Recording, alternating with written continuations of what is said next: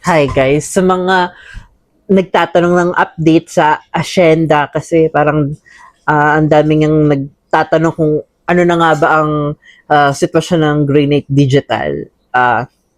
May budget pa namang iaalat pero baka hindi muna sa Indang yung or sa resort ang aming pagsushootingan.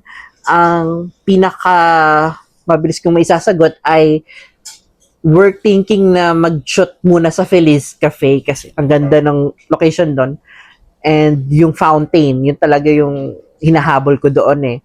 Yung fountain talaga. And I'm thinking na broting Iana Ancero, Soli Saukilio, Lina Saukilio, Dina Ancero, in the location, no, yung mga cast na medyo malapit. Jade Cho as well is as Attorney Fisher is, baka makasama din sa shooting, no. Royce Manipol and Martin Manipol are my co-directors in this series. Baka sila din yung makatulong and makakasama ko dito. Yun muna yung update. Instead na mag-shoot sa malayong lugar, dito na muna sa Imus. And syempre, ang laki din kasi ng losses ng Greenate Digital doon sa nangyari niyang resort disaster doon sa Indang, no? Ang daming pera talaga na nawala. Syempre, yung oras din. No? Yung, ang ganda kasi ng ano na yun ng araw na yun, halos kompleto lahat. And then, yun nga yung nangyari. So, nakaka-disappoint talaga kasi hindi every time makukompleto yung set of cast and then ganun pa grabing aberya talaga, no, ang naidulot ng insidente na yon sa amin. And financially talaga din we hit rock bottom, no, kasi hindi kami agad makapaglabas ng pera para makakuha uli ng ganung kagandang resort previously dun sa mga nauna ng shooting days. And sa mga nagtatanong kung masama bang loob ko kay Iana sa mga pagtagi-tanggi niya, oo naman, hindi naman ako magpapaka-plastic. Sumama din naman talaga ang loob ko kasi syempre, not once but twice, di ba? Thrice pa ba? Pero syempre, okay, sa ngayon, okay naman kami ni Iana, hindi naman kami nag-away na nagsabunutan, gano'n.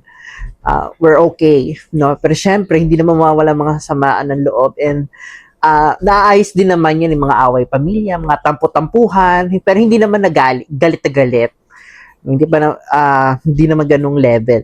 Pero hindi talaga ako magpapaka-plastic, talaga nagalit talaga ako doon sa resort, talaga maghapon ako nakasimangot. Syempre, Diyos ko, pa naman hindi sisimangot sa napakapangit, napaka-chipipay na resort.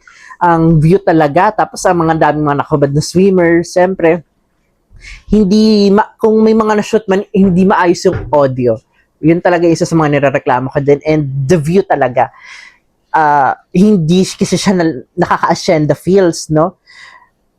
Kasi, di ba, hinahanap mo din yung beautiful landscape, di ba, yung location na mapapasabi sila na, para ako nasa Ascenda. Kasi syempre, inisip mo din ng audience, yung audience ng series. Kasi syempre, sa online to, hindi naman to sa TV lang, no? So, mas maraming makakapanood and sa YouTube pa, no?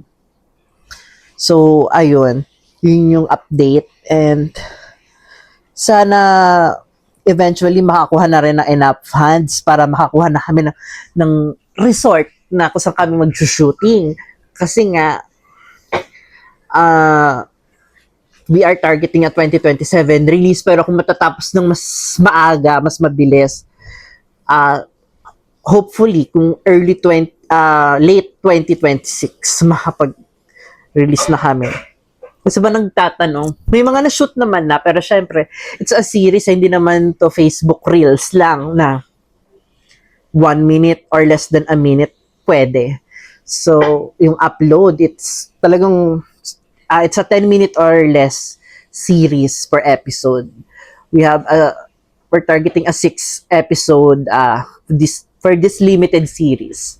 No, ala Netflix siya. Tapos pag pinanood mo, isang busan. So hindi ito yung araw-araw na series, no?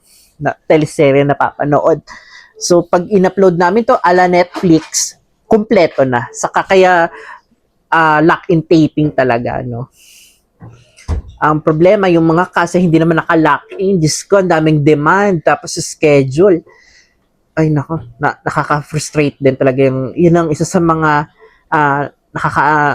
tawag dito, sakit ng ulo yung handling the schedule ng lahat ng cast ng Asyenda. Kasi we have a large ensemble cast, no? So, nasa iba't ibang parte sila ng mundo. And pagsasama-samahin mo sila sa isang series, so the struggle is real talaga. And yun, ang daming trouble talaga in front and back of the camera. So sana talaga hopefully matapos na namin ng shooting kasi syempre kapag natapos naman ng production, susunod naman doon na ang post-production, no? So editing, visual effects, music, lahat. And so, hindi natatapos doon na pag natapos na ang shooting, tapos na. So, ang dami pa talagang i-finalize. And, syempre, para maganda yung magiging output in the end, kaya sana matapos talaga mga problema nito sunod-sunod.